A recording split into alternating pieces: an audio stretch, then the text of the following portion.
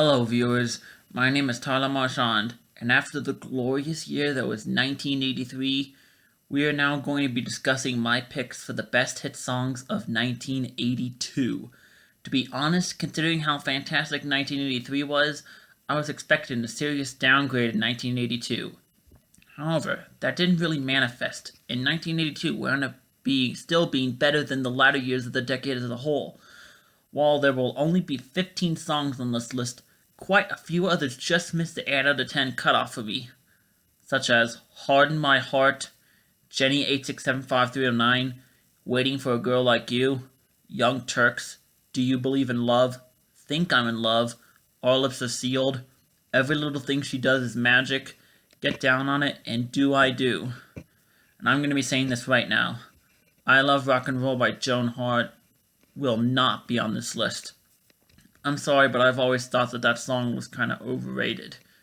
Okay, this is probably going to be the most difficult regretted omission ever, but I think I'm going to give 1983's honor to I'm Still Standing by Elton John.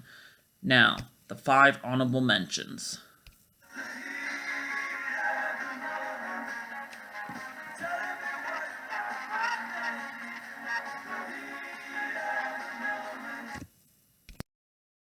Okay, let me correct myself a little bit. There's actually going to be 16 songs on this list and 6 honorable mentions. Anyways, heat of the moment. I always thought of the British prog rock group Asia as one-hit wonders, considering that this is pretty much all that anyone knows about them regarding their music. So color me surprised when I discovered that they had a second hit in 1983, but that it isn't as well remembered. I guess it should be obvious why this is a song that is still a classic rock staple today, thanks to that bombast of the guitar-driven instrumentation. This song just rocks out.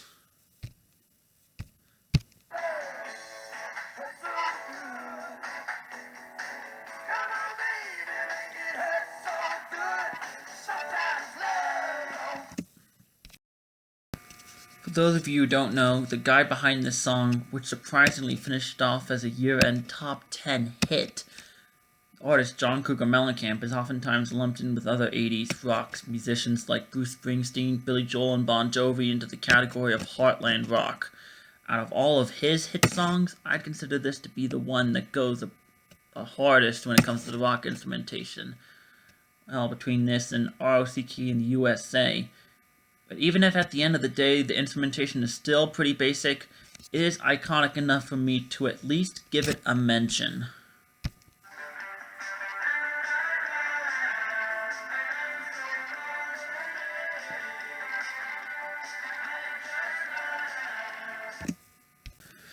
People tend to associate the rise of New Wave to Duran Duran, but I think that is ill-conceived. Yes, they popularized the genre in America, but the genre had already been introduced from outside of the UK prior to them becoming big in America. This song right here is one of the best such examples I can think of early New Wave. The lyrical department isn't that special, as the lyrics just detail an encounter with a supernatural being that leaves the narrator scared for his life. But what most people tend to point out with this track is the shimmering guitar instrumentation, and yeah, I can clearly see how this song paved the way for acts like Duran Duran to dominate the genre for the rest of the decade.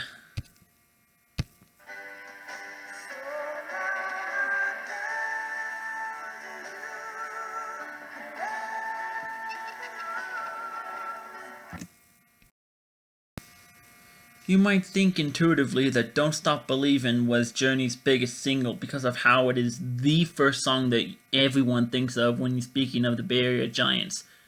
By radio, online, and pop culture standards, yes. But when it comes to chart performance, this piano ballad actually is considered their biggest hit. Not that I'm complaining, however, because Steve Perry just steals the show with his powerful vocal performance. Again, this song may not be as big today as it was back in the 80s, but it is still a treat to hear whenever it comes over the airwaves.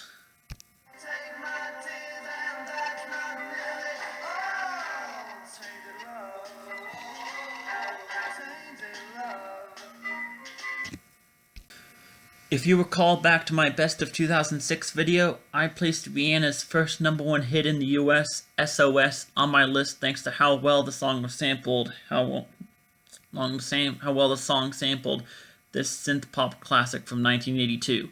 Now, this song itself is actually a cover of a 60s hit that never took off, mainly because of how fast-tempoed it was.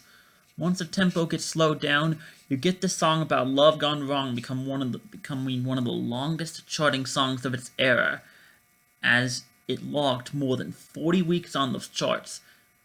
That is an impressive feat for the biggest hits of today's standards, but back in the 80s, when most songs would only spend 20 weeks, this is outstanding.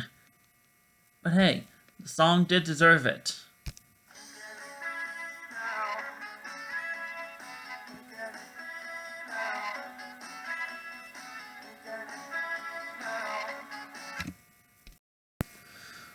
One would think that with a song as iconic as Down Under was, that the Australian group behind the hit, Men at Work, would only be well remembered for that one song. In reality, they actually had an earlier hit that does still get played today. In fact, 1983 they had quite a few hits. But while this song does still get airplay, it's nowhere near the level that Down Under receives. And I actually like this song quite a bit as well, driven by fantastic horn instrumentation and the lyrics describing an uber-paranoid individual. I will never be wondering who was behind this fantastic jam. Okay, that takes care of the honorable mentions. Now it's time to get into the meat and bones of this video, starting out with number 10. What better way to start out this video than with a song that I guarantee most of you aren't familiar with, if at all.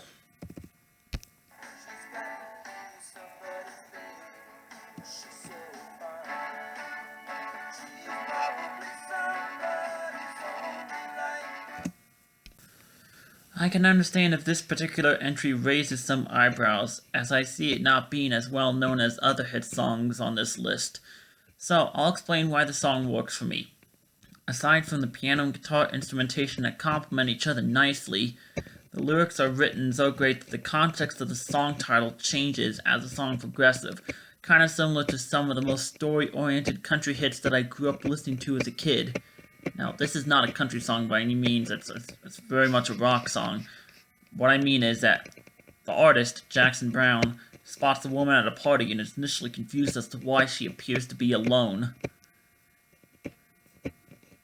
He overhears her talking and deduces that she appears to be alone because she is lonely, and he decides to muster up the courage to try to talk to her, not knowing how well it's going to go down. You're going to see how the meaning of the song Somebody's Baby changes if you check the song out, and that's something I actually recommend you do. Number 9. To be honest, I'm actually surprised that this song wound up in my top 10 of the year, for multiple reasons. One, with the stiff competition above and even below this song, I was wondering where it would rank if, 2, it was a year-end hit at all. There are 80 songs that I would consider classics that unfortunately never made a year-end list. One such example would have topped this list, but we'll get there eventually.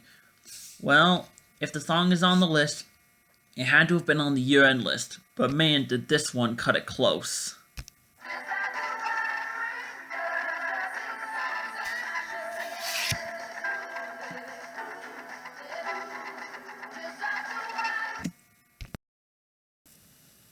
You can't really cut it much closer than being number 100 on the year-end list.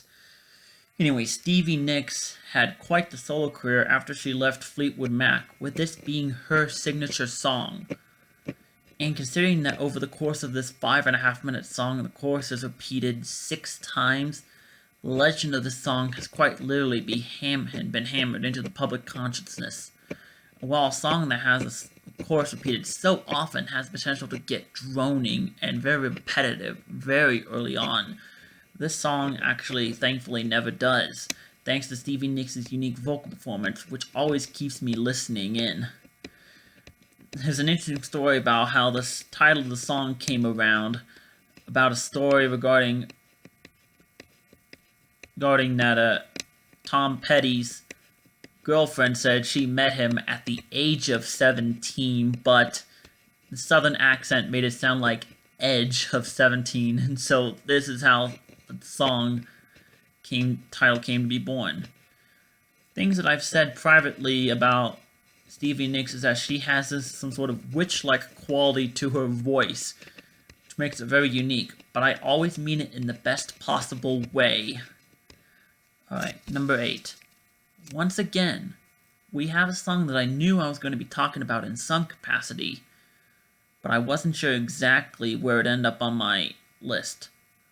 Also, it just barely makes my top 10 proper, but I'm not really complaining.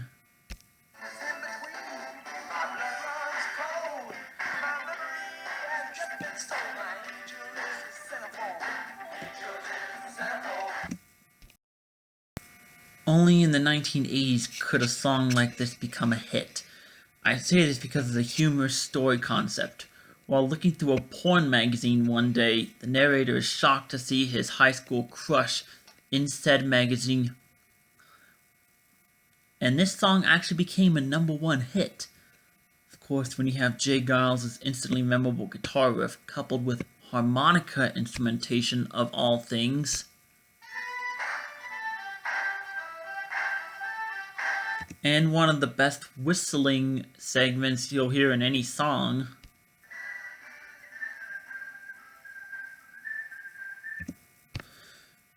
And at the end of the day, should you really be surprised that I like this song as much as I do? Alright, number 7.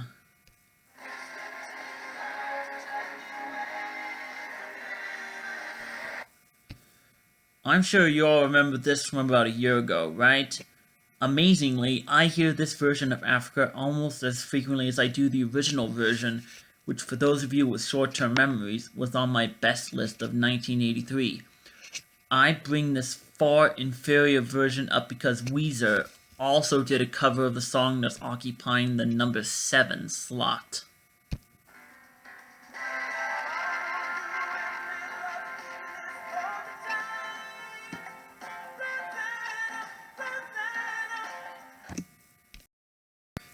Don't be fooled into thinking that this song is in competition with Africa when it comes to the best Toto song, simply because of the fact that, like Africa, it's also number 7 on its respective list. If you remember, 1983 was such a fantastic year that the songs had to go above and beyond for me to actually crack my top 10. But that shouldn't take away from this song, which is one of the more rocking tracks that Toto has ever made over the course of the 80s. The impression I generally got from listening to the band throughout my venture into the 80s is that they were more into soft rock, as even Africa filled that mold. This, however, fits more into what could probably be considered a yacht rock mold.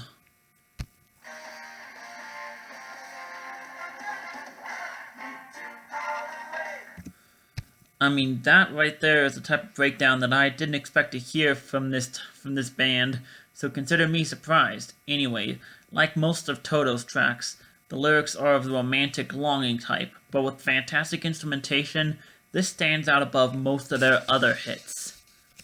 Number 6.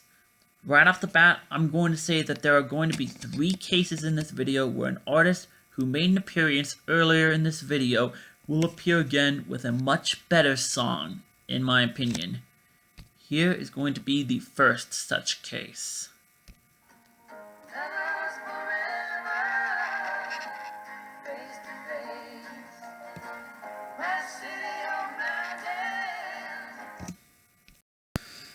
I'm going to say this here. If you thought that Stevie Nicks' solo career is only really remembered today through her signature song, Edge of 17, I'll say that in Reno, where I live, she has quite a few solo hits that get quite a bit of radio play. Of course, you have Edge of 17, like I've mentioned, but you also have a live version of Landslide. City also frequently plays the Dixie Chicks cover as well. She also has this duet with Don Henley of Eagles fame that gets spins as well. While I do like Edge of 17, I've always loved this song, which perhaps better utilizes Stevie Nicks' unique vocals as she and Don Henley reflect on the circumstances that led to their relationship. Both acts sound fantastic, whether they be on their own or together, and the acoustic guitar instrumentation with bells helps to sell the romantic feeling of the song. Check the song out if you aren't familiar with it, and you'll see why I hold it up there with her signature song. Number 5. How often can you say that an artist that creates a song that you like happens to have the exact same last name as the place where you live? We get that with this song that, like Edge of 17, just squeaked onto the year-end list at I believe 95. But it is still well remembered despite that low placement.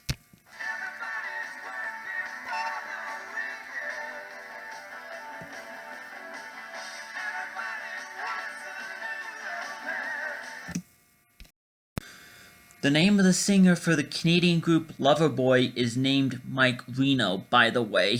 That's a bit of an interesting tidbit of information for you.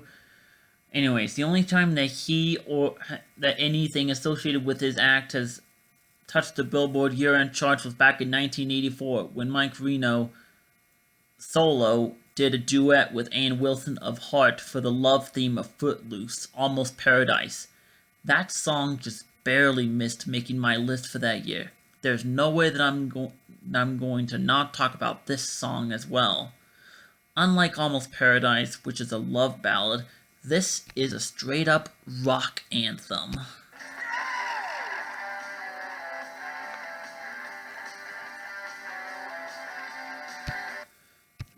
Yeah, and I hope that it goes without saying that the song is awesome. There's not really much else to say about it, I just enjoy it. Number 4. Alright, here's the second of 3 instances on this list where an artist will make a second appearance. And in an interesting twist of fate, this song is actually one spot higher than the other song from the same artist.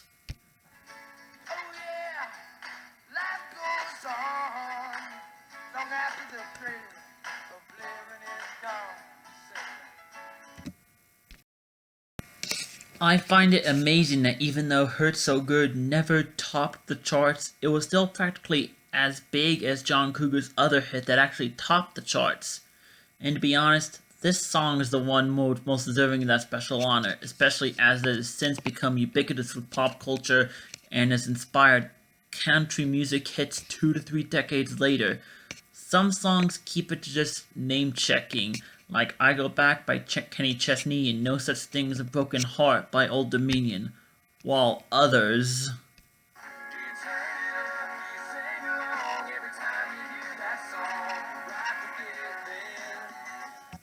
straight up rip the song off, almost shamelessly I'd say. But enough about songs that I'd be shocked if they're really remembered going into the 2050s. I'd be hard-pressed to find a song with a better claim to the title of Anthem of the Heartland than Jack and Diane. Instrumentally, the song is very basic, but it's a textbook example of doing simple correctly.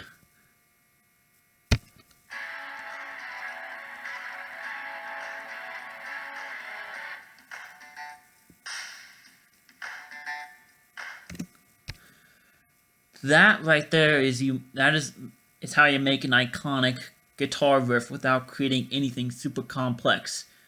Even though life goes on, this song will remain timeless. Number 3.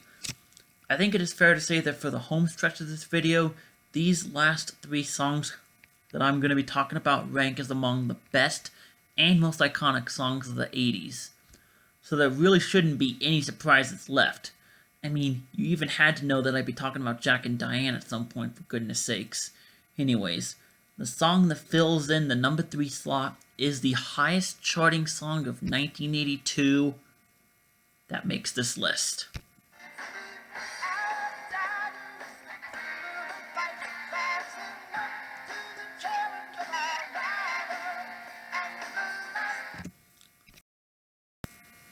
There was no way that I was not going to talk about one of the most beloved soundtrack hits of all time. I have gotten comments in the past that my videos are getting a bit predictable, but my job isn't to shock, surprise anyone with my opinions. It is to share them as honestly as I can, and when my opinions pretty much line up perfectly with the critical consensus, I'm not going to place the songs lower. But anyways, if you remember back to my 1986 video, I said that I liked Burning Heart from Rocky IV, even if there was a Rocky theme song that was better. This is, needless to say, that better song.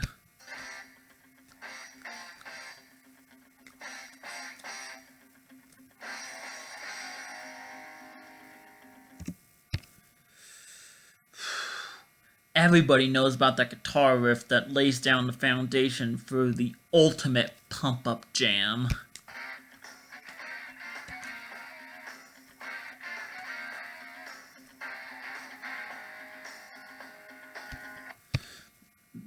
This is probably about the extent to which the riff evolves throughout the song, but I think I've said countless times that even simple riffs can still be the foundations of some of the best songs ever, and this is no exception. Shouldn't be any wonder that this song lives on to this day. Number 2. Alright, for my top 2, it was very, very difficult for me to decide which one I liked the best over the other. Nothing will ever be as tough as 1983 was for this regard, but 1982's best songs were also so fantastic that I don't know if I could really do either song justice, however I rank it. For now, I've settled on this as my number 2.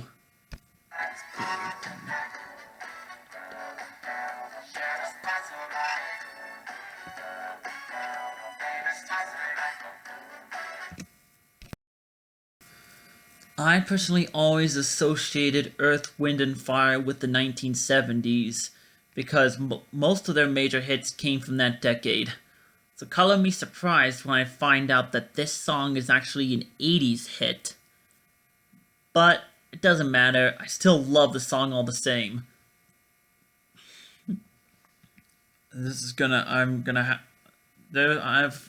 Don't know if some people are gonna be asking about this, so I'll just say right now. I'm ashamed to say that my introduction to this song was through the direct DVD sequel to The Emperor's New Groove, a movie that I actually liked when I was a kid. Yeah, I didn't really have the best taste in film quality during my prepubescent years. But whenever I would watch that movie, I would always look forward to the parts when I would hear this song that wouldn't be out of place with the disco craze of the 70s. I mean, that's why I always thought that this song was a 70s hit. Of course, apparently disco had received backlash around the turn of the decade, but I'm glad that didn't stop these guys from making a truly groovy track that stacks up to other hits of theirs like Boogie Wonderland and September. And with this as my number 2, what could have topped my list? Number 1.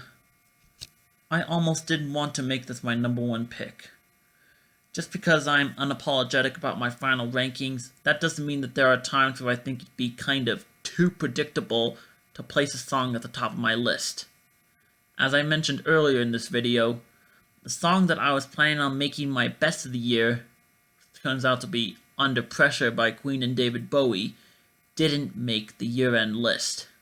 So, by default, I am going to be settling with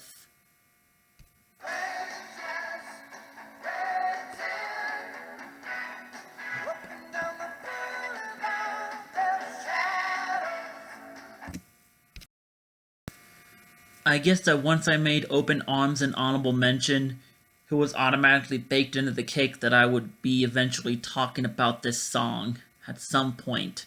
But then again, I don't know if I would be able to credibly call myself a music reviewer if I didn't talk about perhaps the most well-known song of all time. That song about two lonely people from completely different worlds meeting each other by chance, A song that I'd be shocked to find someone who doesn't acknowledge that this song was a legend waiting to be released to the public. And of course, I'm going to bring this up.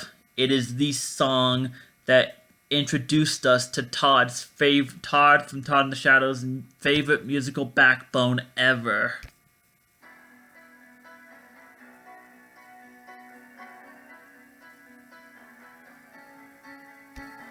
The four chords of pop. But just about every component of this song is fantastic. There I just played that piano introduction.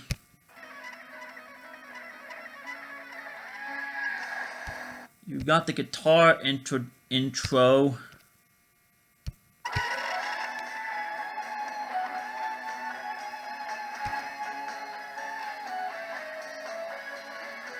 A fantastic guitar solo courtesy of Neal Schon.